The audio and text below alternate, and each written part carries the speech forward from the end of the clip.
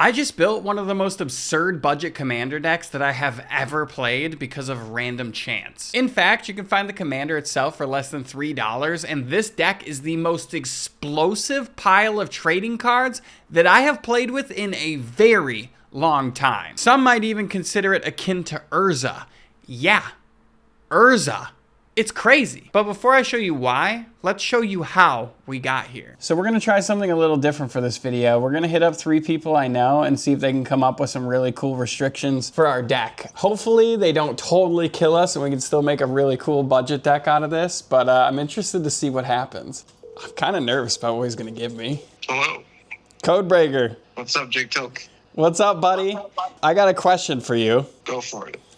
Okay, so for the next video on the channel, I thought it would be kind of fun to have some of my friends choose some of the restrictions on my commander deck. So what is the wackiest idea that you can think of for a restriction that's not too extreme for me to put on my deck in the new video? Not too extreme, eh? Yeah, not too extreme, but try to have fun with it. Let's see what Amber has to say. Let's have her pick the commander. You want to have my girlfriend pick the commander, Codebreaker? Let's have Amber pick the commander. We'll get ones with fun art, you know? Okay. Actually, I think that could be a really cool idea, so I really appreciate that. That's really creative, Codebreaker. You got it. All right, love you, dude. See ya. Love you too. Bye. Bye-bye, buddy. Well, you heard him. We're about to have my girlfriend pick the commander, so I might as well grab the whole big commander box and take it over to her house since I'm headed over there anyway, late tonight. So let's do this. But before we do that, my buddy Tim left his deck at my house. So I gotta go over to the LGS that he works at, which of course is an excuse to go look through some cards. And we're gonna ask Tim for one of the restrictions that we should put on this deck for this video. Here we are at the 8th side, ready to give my boy his deck back. The thing that I really like about this store is that you can still dig through boxes. No, they're not like unsorted bulk where you can find like hidden gems, but all the cards are super fairly priced and you can just look through any box of any set that you want. Tim, I brought you your deck, man, but I do have a question for you, bro. What's up? Okay, so I'm building a new deck for my new YouTube channel for the video, and I need a restriction for my deck. I'm asking a bunch of my friends for a restriction, and I want you to give me a fair but kind of fun restriction for this deck. All right, well, it's the holidays. It's about almost Thanksgiving. Why don't you try keep it under $100? $100? Yeah, $100. I'm in. It's pretty generous. $100. Pretty generous. You're making it easy, Avi. I appreciate it, brother. Thanks. Babe. What? I need you to do something for me. What is that? So this right here is a box of my commanders. And what I need you to do is I need you to go through this box and I need you to pick one random commander that I'm going to build a deck with. Codebreaker said specifically that you should be picking me a commander. Okay, I picked this one. Just kidding. Oh no, we're not picking that one.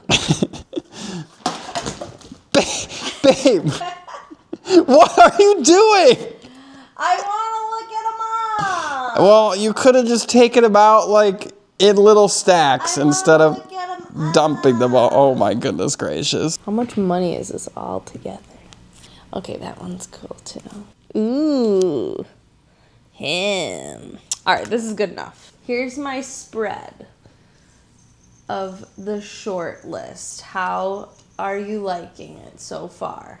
I love it, babe. But you gotta pick one that you like. You can only pick one. Right. Oh, that's a cool one. Maybe next time. Well, I wish I knew what this meant, but I don't know how to play Magic until you teach me. You want to learn? Yeah. Okay. Can't be that hard. Right? You're right. It's super easy, babe. You're gonna love it. Why do you like that one? Because he's pretty. Okay. Horseman. So Centaur. what's his name? Satan. Seaton. Satan. Corrosive Protector.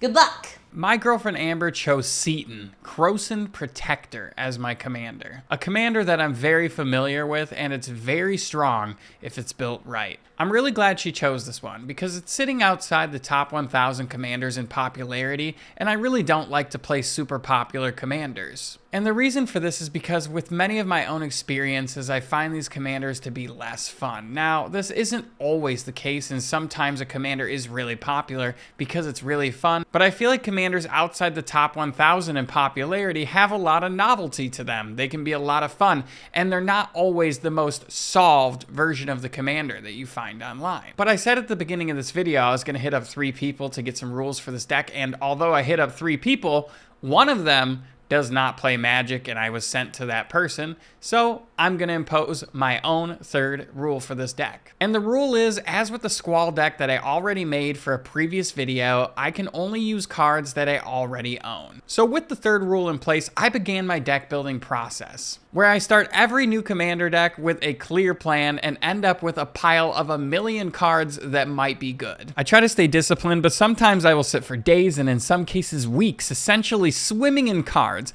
making piles, starting other decks while I'm working on the deck I'm supposed to be working on, and then realize that I have made absolutely no progress on my initial mission whatsoever. But one thing always rings true for me when I'm deck building, and that's that I like to spend more time actually building decks than I do playing the decks. There's just something magnificent and beautiful about it. So when I was building Seaton, I realized he is the only commander who looks at your board and says, everyone here is a hasty Llanowar elves now, which is a lot like Urza, because Urza makes all of your artifacts into hasty artifacts that tap for blue mana. But you see, turning everything into hasty Llanowar elves is like a double-edged sword. It's a good thing and a bad thing. The deck is incredibly powerful at its core, generating absurd amounts of mana and dumping your hand on the field before your opponents can even take a seat.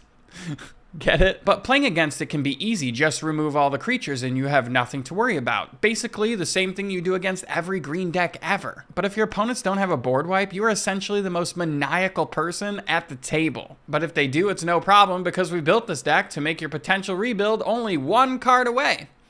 So let's get into the deck tech. It's the moment we've all been waiting for. This is our commander, Seaton, Croson Protector. But before we talk about how absolutely bonkers this budget commander deck is, let's show you how we are going to actually go over a few upgrades for the deck if we want to go past the budget in this deck. And I will also have an additional upgraded deck list in the description for maybe some of those people that have a lot of these cards, or you just want to go a little bit above and beyond because you really like the deck. And also after the deck tech, we're going to show you a little bit of live in-game action from what happened when I played this deck with my buddies at our normal weekly commander night. So this is Seaton, Croson Protector.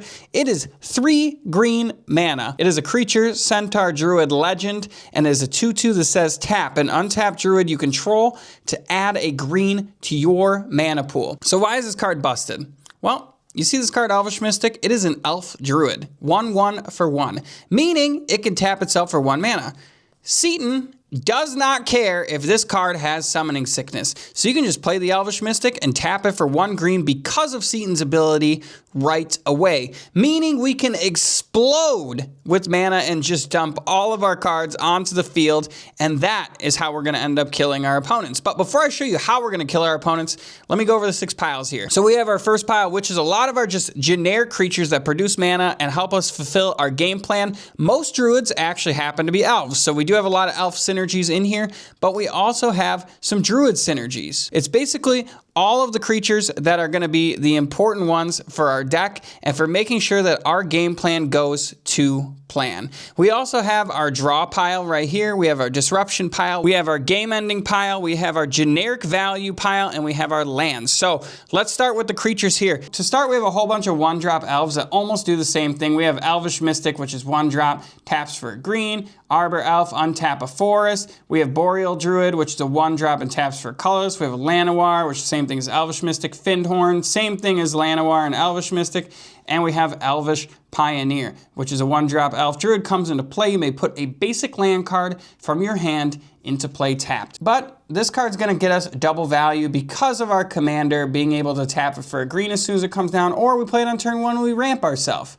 Sounds like a pretty good trade-off to me. As far as some of our other creatures go, we have Birchlore Rangers, which is a 1-drop 1/1. Tap 2 untapped elves you control to add 1 mana of any color to your mana pool. It's also a druid. This is an old printing, but it follows our game plan. Make mana, get our hand on the field. We also have Jiraga Tree Speaker, which is a 1-drop 1/1, but we can level it up and allow our elves to tap for 2 green mana. We don't really use it for that. We mostly use it because it's an elf and a druid.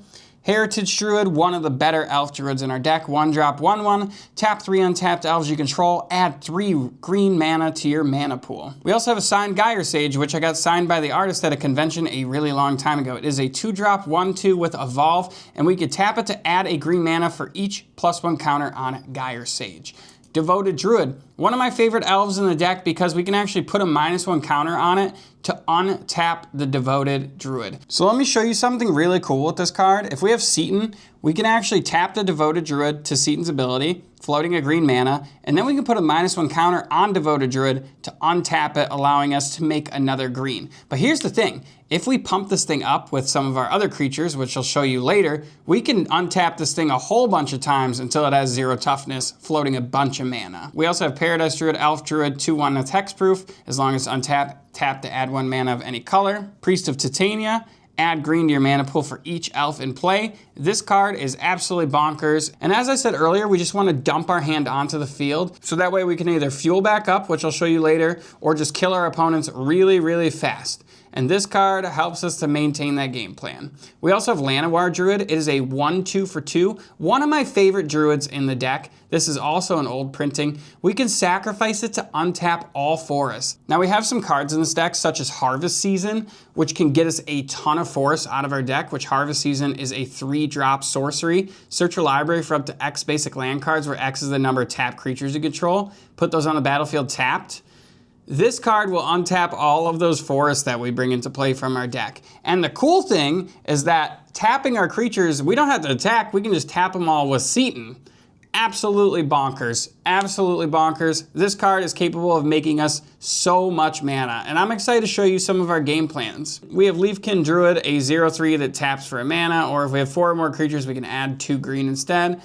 Elfheim, basically just here to tap for a green. It's also an elf druid. Incubation Druid is a 0/2, add 1 mana of any type that a land you control could produce. If this thing has a +1 counter on it, you can actually add 3 mana, and you can pay 5 mana to put 3 counters on it. Basically just a druid that we're tapping for mana. One of my favorite druids is next. This is Llanowar Tribe. It is a 3/3 for 3 green pips, and it also adds 3 pips when you tap it. Then we have Somber Walled Sage, which is basically just like this card, except a lot easier to cast, which doesn't really matter in our deck because it's all forests, but it's a really good card. Then we have Marwyn the Nurturer. It is a 3-drop 1/1. Whenever another elf enters the battlefield under your control, you put a +1 counter on Marwyn the Nurturer, then you add an amount of green equal to Marwyn's power. Yeah, you read that right. This thing can be a massive, massive beat stick with some of the cards that I'm gonna show you here in a little bit, but it could also make a crap ton of mana, allowing us to draw cards and just slam our stuff on the field or pump our stuff all the way to the moon. We also have Circle of Dreams Druid, which is 3 green mana, 2/1 elf druid. You can tap it to add green for each creature you control. Absolutely phenomenal card. Gets us a ton of mana. Who doesn't love a Gaia's Cradle on a stick? We also have Elvish Archdruid, which is one of my favorite cards in the deck. It is a 3-drop, 2/2, other elves you control, get +1/+1. You can also tap it to add a green to your mana pool for each elf you control, which we're obviously gonna have a ton of elves and a ton of druids on the battlefield. We also have Springbloom Druid, one of my favorite cards to get our actual land count up, because people underestimate the power of thinning your deck by getting your lands out of your deck and just drawing gas. And we have Elvish Rejuvenator, which is a 3-drop 1/1 elf druid. When Elvish Rejuvenator enters the battlefield, look at the top 5 cards of your library. You may put a land card from among them on the battlefield tapped, put the rest on the bottom of your library in a random order. Next we have Wirewood Channeler, which is a 4-drop 2/2. We can tap it to add X mana of one color, where X is the number of elves on the battlefield. Another one of these effects, it's gonna be really, really awesome when we're floating like 30 mana and our opponents have no idea how we're doing that with a budget deck. We also have Farhaven Elf. It is a 3-drop 1/1. When it enters the battlefield, you may search your library for a basic land card, put it on the battlefield tapped, then shuffle your library. And Karamitra's Acolyte. One of my favorite cards. It is not an elf, it's a human druid, but we can tap it to add an amount of green equal to our devotion to green. So with our commander out and this, it's automatically 4, but I can guarantee you we're gonna have much more devotion to green than just that. And last we have Lyssalana Huntmaster. It is a 3/3 for 4 mana, and whenever we play an elf spell, we may put a 1/1 green elf warrior creature token into play. Now, this does not say once per turn, and it's whenever we play an elf spell. So whenever we cast an elf spell, we're making a 1/1 green elf warrior. That is a lot of warriors, because this is kind of like a pseudo storm deck in mono green. Now we get to get a little bit into the fun stuff here. So let's start with our draw package. We have Harmonize, which is 2 generic and 2 green, draw 3 cards sorcery. This card's been printed so many times, I'd be surprised if you don't know what this one is by this point. We also have Beast Whisper, which is an elf druid, fits with the theme of our deck. It is 4 mana, 2/3, and whenever we cast a creature spell, we draw a card. Then we have Voice of Many, one of my favorite underrated cards, because when this thing comes in, which is 4 mana elf druid, when it enters the battlefield, draw a card for each opponent who controls fewer creatures than you and is a 3/3. There's very likely not going to be an opponent with more creatures than you when this thing comes into play. I'm just going to be honest. Then we have Disciple of Freyalise, which acts as a land for us or a spell, which when it's a spell, it's a 6-drop elf druid. When it enters the battlefield, you may sacrifice another creature. If you do, you gain X life and draw X cards, where X is that creature's power. Now, we have some elves in here, some other cards that pump up our creatures, meaning we can draw a lot of cards with this card entering. We also have one of my favorite cards, which is Orin Frostfang. It is a 5-drop snake. Attacking creatures you control have Death Touch, 2/6. And whenever a creature you control deals combat damage to a player, draw a card. It turns all of our little 1/1 baby elves into death-touching, card-drawing machines. This card is absolutely fantastic, and it can get us a lot of value. We also have Shamanic Revelation, one of my favorite budget cards for this deck. It is a 5-drop sorcery, and we draw a card for each creature we control. And if we have Ferocious, which in many cases we do, which means we control a creature of power 4 or greater, we gain 4 life for each creature we control. Now we often have 10, 15, 20 even creatures on the field. That's a lot of life that we're going to gain and a lot of cards that we're going to draw. And last for our draw package, we have Soul of the Harvest. It is a 6-drop, 6/6 with trample, and whenever another non-token creature enters the battlefield under our control, we may draw a card. And the important thing to note about this card is that it says enters the battlefield under our control, meaning we don't have to cast it, and we have some cards that can abuse this thing all the way into the dirt that I'm going to show you here in a little bit. Next, let's talk Disruption. We have a 1-drop, 1/1 Elvish Lyrist. It is an elf druid. We can pay a green, tap it, sacrifice it to destroy an enchantment. Then we have Masked Vandal. It is a 2-drop, 1/3 with Changeling, which means it is also an elf druid because it's every creature type. When it enters the battlefield, we may exile a creature card from our graveyard, which a lot of times we do, especially if it's more mid-game. Then we can exile an artifact or enchantment an opponent controls. We also have Bridgeworks Battle, which is a land on one side and a 3-drop sorcery on this side that says, target creature you control gets +2/+2 until end of turn. It fights up to 1 target creature you don't control. Nothing wrong with having a little fight going, especially because some of our creatures are going to be pumped and it can get a pesky problem out of the way for us. Then we have Freyalise, Llanowar's Fury. It is our only planeswalker in the deck, and it is a 5-drop that starts with 3 loyalty. It says +2, create a 1/1 green elf druid token with tap, add green mana. So really cool, makes us an elvish mystic. Or we can -2 it to destroy an artifact or enchantment, but this thing can also draw us cards. It can -6 to draw a card for each green creature we control. Absolutely fantastic card. Then we have Beast Within. This is more of a generic catch-all effect that I really like to have in all of my mono green decks. It is 3 mana instant. Destroy target permanent. Its controller makes a 3/3 green beast creature token. We don't care if they get a 3/3 green beast token. I'm just going to be honest. Then we have Trickster's Elk, which I really like because this thing can shut down our opponent's commander and there's nothing they can do with it.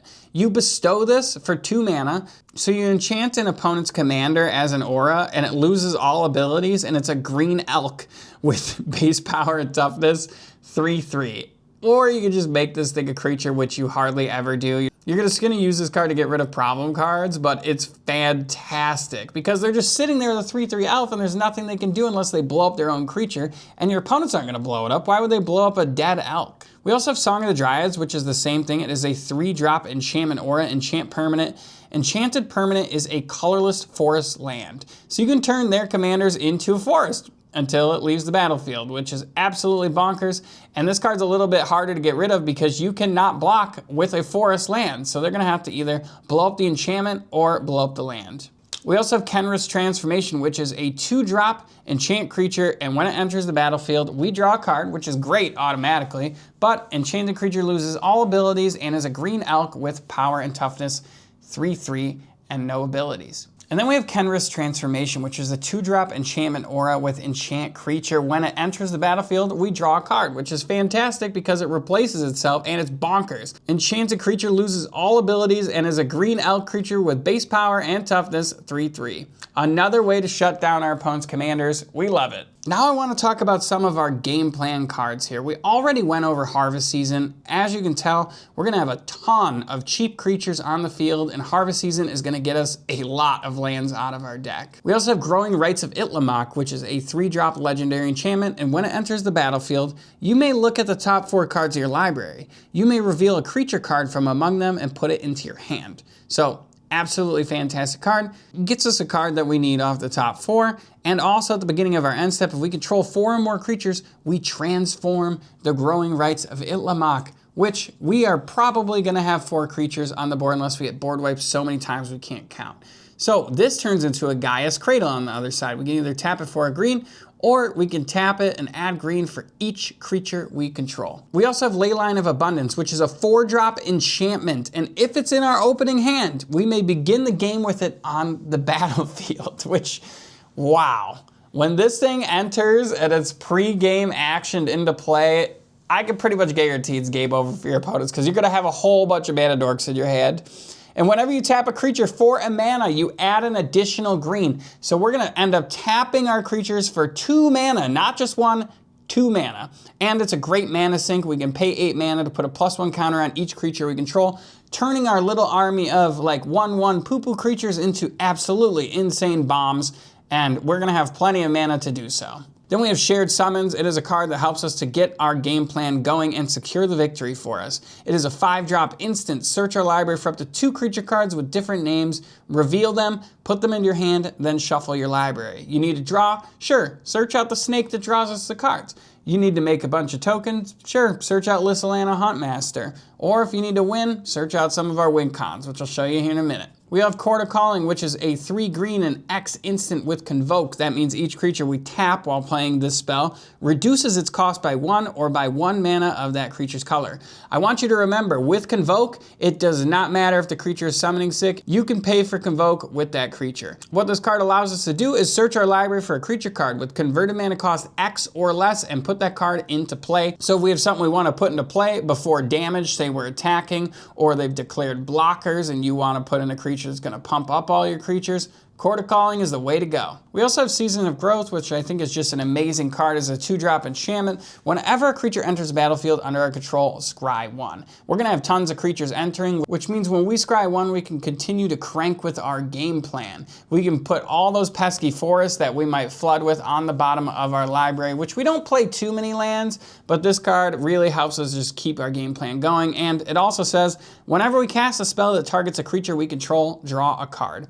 That's not really what we're playing it for, but this top part, we definitely are.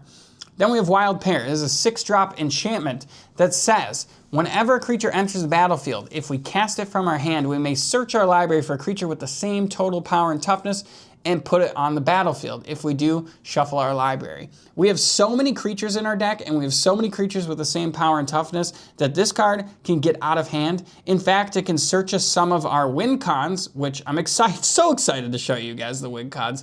This card actually turns into just such a cool value piece for us. And we have Lead the Stampede, which is a 3-drop sorcery. Look at the top 5 cards of your library. You may reveal any number of creature cards and put them in your hand. Put the rest on the bottom of your library in any order. Very good value card. Then we have Garruk, Caller of the Beast, which is a 6-drop, and we can reveal the top 5 cards of our library and put all creature cards revealed this way into our hand. And we can -3 him to put a creature card from our hand onto the battlefield. Or if we get him up to 7 loyalty, which we can protect him, we have tons of blockers. You get an emblem with whenever you cast a creature spell, you can search your library for a creature card, put it on the battlefield, and then shuffle your library. He starts at 4 loyalty. Garruk could also technically be a draw card, but he's got so many other things that he can do, I didn't really want to put him in the draw pile.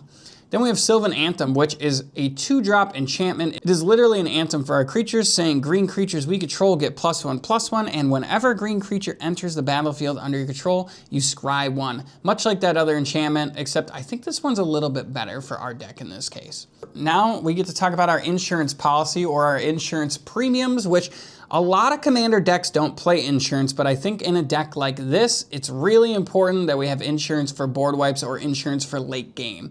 So this is Creeping Renaissance as a 5-drop sorcery. Choose a permanent type, return all cards of the chosen type from your graveyard to your hand.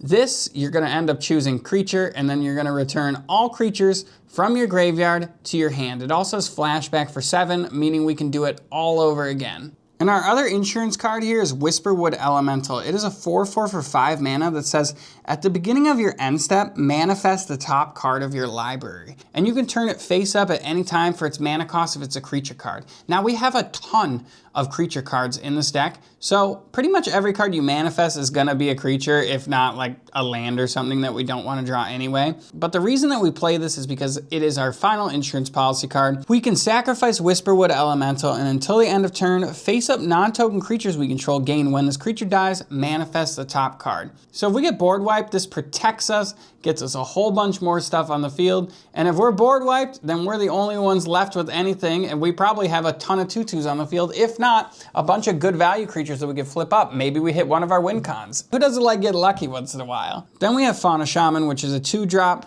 2/2 Elf Shaman with tap 1 green, tap the creature to discard a creature card. So you're gonna discard one of those bad elves that you're gonna draw later on in the game when you don't need any more on the field, and you're gonna search your library for a creature card, put it in your hand. This deck in general is a very aggressive toolbox deck and helps us search for any card that we need when we need it.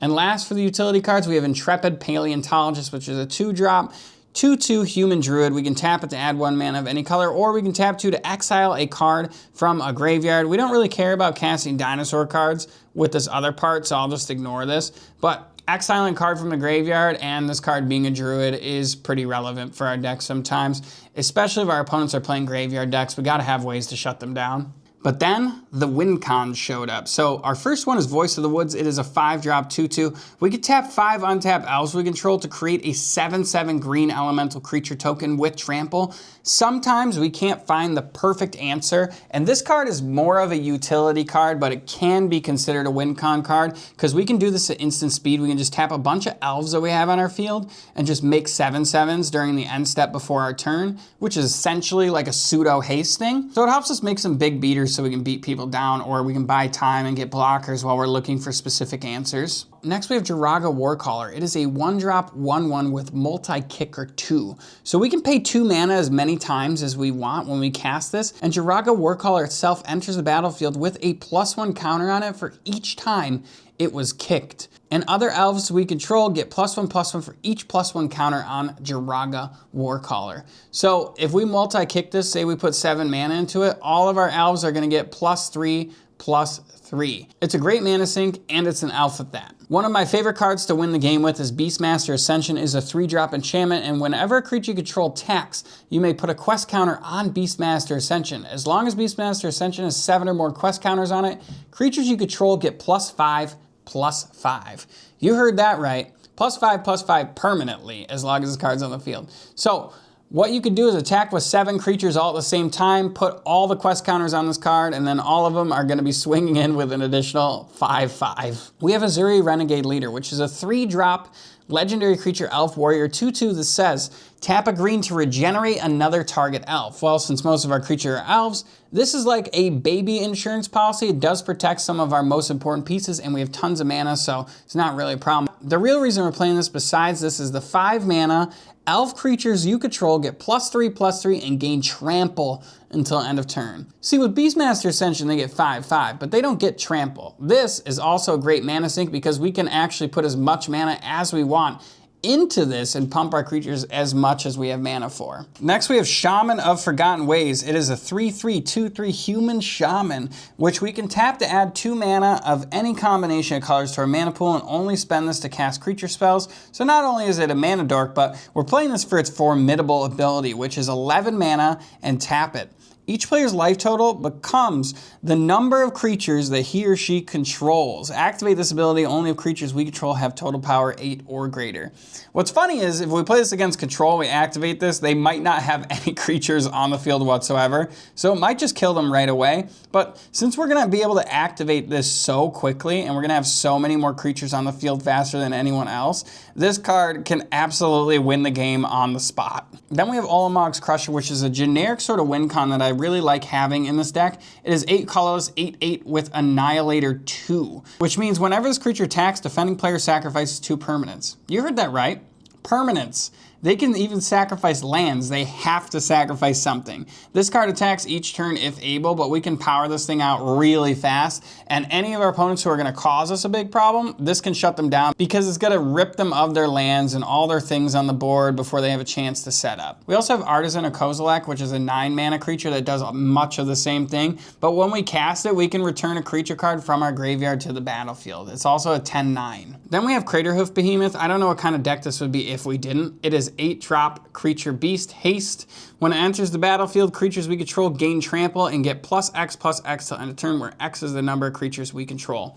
It is also 5/5, but since we're gonna have a bunch of creatures on field, it's just a win con. It just wins us the game when it comes down, pumps all of our creatures and gives them trample, which is super important. Then we have one of my favorite cards in the deck, which is Genesis Wave, which is green, green, green, X sorcery. Reveal the top X cards of your library. You may put any number of permanent cards with converted mana cost X or less from among them onto the battlefield.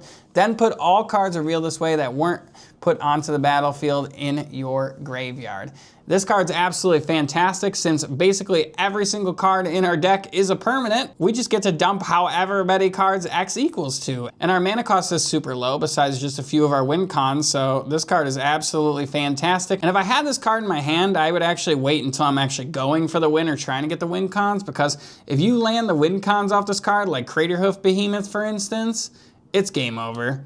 It's game over. All your other creatures are gonna be massive, and just Genesis Wave is a fantastic card, and I love playing Casino. Like, it's like a Russian roulette card. And my favorite card in the deck is Primal Surge. It is a 10-drop sorcery that says, exile the top card of your library. If it's a permanent card, you may put it on the battlefield. If you do, repeat this process. This card can dump almost our whole deck on the field, and you can get really lucky and get like 50, 60 cards in a row before you hit one of the very few cards that's not a permanent card in our deck. So absolutely check out Primal Surge. You will love this card when you cast it. Except for the one time when I cast it and I had a non-creature spell directly on top, and there's only just a few of this deck, so I really very much so frowned in real life, but it got a good laugh out of everyone else.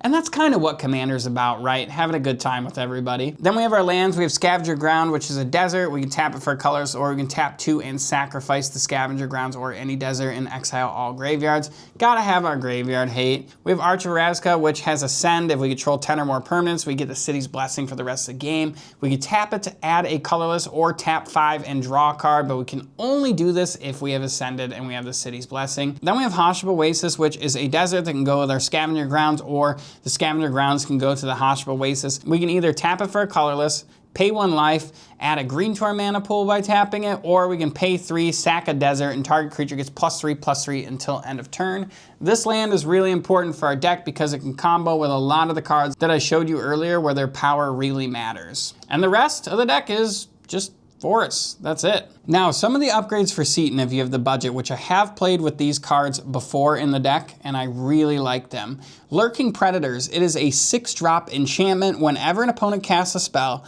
reveal the top card of your library. If it's a creature card, put it on the battlefield. Otherwise, you may put the card on the bottom of your library. Just a really good value enchantment, and we can get this thing out really fast. So whenever one of our 3 opponents casts a spell, we can just start pumping stuff on the field. Then we have Guardian Project. It is a 4-drop enchantment. Whenever a non-token creature enters the battlefield under our control, if it doesn't have the same name as another creature we control or a creature card in our graveyard, we draw a card. It's Commander, all of our cards are 1/ofs. This card's a fantastic draw card. It's an enchantment, meaning it's a little more resilient than some of our other draw spells. Then we have Green Sun Zenith, which is a green and X sorcery. Search our library for a green creature card with converted mana cost X or less, put on the battlefield, then shuffle our library. Then we shuffle Green Sun Zenith into our library. Really good card, searches out an answer that we need, or if we're trying to win on the spot, Green Sun Zenith can do it. A lot of people play this card with a forest land that they could search out of their deck by paying X equals 0, but I don't really think that that's necessary. I think if we want to search out a mana dork, we could, but we're mostly going to use this to find what we need for a situation we're in. Then we have Worldly Tutor, which is a 1-drop instant. Search our library for a creature card, reveal it, shuffle our library, and put that card on top of it. Worldly Tutor is a fantastic card for our deck and is generically a very strong card. Now remember, the more of these tutors that we play though, the less kind of fun, in my opinion, that the deck becomes, because it becomes less about answering things as they come up and more about, I'm just gonna find the answer, I need to solve the problem. Then we have Balagad Recovery, which is a land on one side and on the other side. It is a sorcery 3-drop. Return target card from your graveyard to your hand. I love this card. It's just a little bit outside the budget. It's like $5 or $6. Then we have Finale of Devastation, which is another win con. It's 2 green and X sorcery. Search our library and or graveyard for a creature card with converted mana cost X or less. Put it on the battlefield. If you search your library this way, shuffle it. If X is 10 or more, creatures you control get +X, and gain haste until end of turn. This card combos really well with our win conditions, especially Craterhoof. Then we have Elvish Champion, which is a 3-drop 2/2. All elves get +1/+1 and have Forest Walk. Elvish Champion is absolutely fantastic. It turns all of our little guys into actual threats, especially for the people who have forests, because they can't block them. Then we have Eladamri, Lord of Leaves. It is a 2-drop legend that says all elves gain Forest Walk. Elves cannot be the target of spells or abilities. It is a 2/2. It gives all of our elves Shroud. And then we have Heroic Intervention, another card that protects our board. Is a 2-drop instant. Permanents we control gain hexproof and indestructible till end of turn. I absolutely love this card in any green deck I could play it. Just love having an answer for when someone does try to board wipe. Or we attack and they block and we just blow them out. We also have Quest for Renewal, which is a 2-drop enchantment. Whenever a creature you control becomes tapped, you may put a quest counter on Quest for Renewal. As long as there are 4 or more quest counters on Quest for Renewal, you untap all creatures you control during each other player's untap step. This card is absolutely fantastic, especially if you change up the list a little bit to have some more instant speed shenanigans or things that you can do during an opponent's turn, like activated abilities that get you value. I just like the option of considering Quest for Renewal as an upgrade for your deck. Then we have Force of Vigor, which is a 4-drop instant, but not really, because if it's not your turn, you can exile a green card from your hand, which you're gonna have plenty of little 1-drop, 1/1 elves in your hand, or mana dorks that you don't really need to cast anymore, which allows you to cast this card instead of paying the 4 mana. You can destroy up to 2 target artifacts and or enchantments. Really good answer, targets multiple things, gets rid of multiple problems, just a good card. Then we have Regal Force, which is a 7-drop, 5/5 elemental. When it enters the battlefield, draw a card for each green creature you control. If you feel like you need more draw, he's right here, folks. Here's another win con. This is Triumph of the Hordes. It is a 4-drop sorcery. Until end of turn, creatures you control get +1/+1 and gain trample and infect. Infect meaning we only have to do 10 damage to kill someone. Really, really good card, especially if you can pump up your creatures just a little bit, or you have 5 creatures and it's early in the game and no one has anything on the board. And here's my favorite upgrade for the deck is Gilt Leaf Archdruid. It is a 5-drop and will automatically put your deck into bracket 4. It is an Elf Druid 3/3. Whenever you play a Druid spell, you may draw a card, which we have lots of Druids, but we tap 7 untapped Druids we control and gain control of all lands target player controls. Yep. You heard that right. We take their lands permanently, and we can do it over and over and over and steal everyone's lands. And if they don't scoop to this right away, then they're gonna have a really bad time. But if you land this card and you start stealing lands, you're gonna win. It's plain and simple, you're gonna win. So let's get into some of the gameplay with the extreme budget version, shall we? Forest, Findhorn Elves, go to Codebreaker. Tap 3 from Somberwald Sage. Play Seaton, tap 3. Play Beastmaster Ascension, tap Seaton. Play Jiraga, Tree Speaker. I'll attack Codebreaker for 1 and put 1 counter on Beastmaster. Draw. Play a Forest. Let's see. Scary. I'm gonna have to hit Codebreaker to draw cards. I'm gonna attack Codebreaker with all of this. Pump up all my creatures is another 6 onto here, so we'll go to 10 on Beastmaster. What's the damage? Go to 10 on Beastmaster. It will be 5, 10, 15, 21, 27, plus 7, 27 plus 34 at Codebreaker.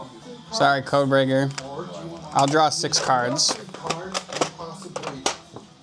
Dead on turn 5. What should I show them, Codebreaker? How salty I am right now. Turn 5 loss. Darksteel Mutation, the commander, what are we supposed to do about that? I can't use a commander, he had to die. But after I took down the man who made this deck a reality, I still had to deal with the rest of the table. Hence, I was ready to drop the Crater Hoof, but they decided to concede the game instead. Scooping? Alright. What do you think about this deck, Logan? I hope all your lands are in the same area. You had like 15 lands, 20 lands out. A lot of lands, yeah. Harvest Season's really a broken budget card, especially in a deck where you can make pretty much all your creatures tap for free with no summoning sickness restriction. Codebreaker, what do you think about this deck? That's mean. Everything's mean in that deck. It is mean.